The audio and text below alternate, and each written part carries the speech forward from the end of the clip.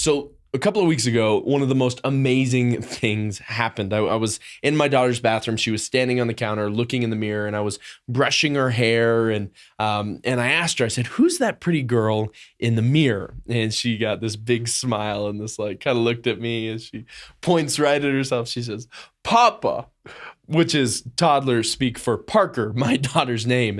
And to understand the emotions that I felt in that moment, I think you have to understand that my daughter didn't say her first word until she was 18 months old. She's 2 now, and she's just now starting like 2-word sentences. She's been in speech therapy, and it's been a journey. And so to say that I felt an enormous amount of joy to hear her say her name, to be there for the first time in that moment, total understatement. But what really got to me on a deep emotional level was not so much that she said her name as that she connected a truth that I said about her to her name. In that moment, Papa knew that she was Daddy's pretty little girl. Do you know your name? I mean, rhetorical question, obviously. Perhaps more importantly, I should ask this question. Do you know what your father says to be true about you? Now, obviously, I'm using, religious language here. When I say your father, I don't mean necessarily your biological father. I mean your spiritual father. Romans 8, I love this passage. The author here, who we think to be Paul, says that we're all led by the Spirit of God. And for all who are led by the Spirit of God, are children of God. So you have not received the spirit of fear that makes you fearful slaves. Instead, you received God's Spirit when he adopted you as his own children. And now we call him Abba, Father.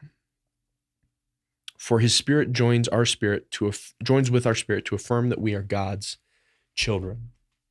See, here's the thing. Today we're talking about prayer, and I think one of the tragedies or maybe even misconceptions about prayer in our culture is that it is just sort of this like transaction list, right? Like we take the things that we're worried about or need help with to God. And what we do when we treat prayer is just that, is we turn it into this like pseudo-spiritual transaction, where God is just something like a vending machine that gives us what we want. Here's the truth about prayer. It's not like that at all. Prayer is, communication. And like any good source of communication, or any good communication, I should say, there is input and there is output. And they should be fairly balanced. In your prayers time with God, as you are praying, it's not just about what you're saying. It's not like some behavior or sacrifice that you do of your time and of your energy that God sees and like gives you honor and praise. It's not like that. The prayer is communication with God. It's building a relationship with God. It's as important as breathing. And so there should be room in your prayer times for speaking, by all means, like the biblical authors say, like bring your worries and petitions and concerns and things you need help with, and lift up the sick people in your life and those who you want to see come to know Jesus. Like bring all of that. That's very good. It's rich. It's deep. But also make time for listening, especially for those things he says to be true about you.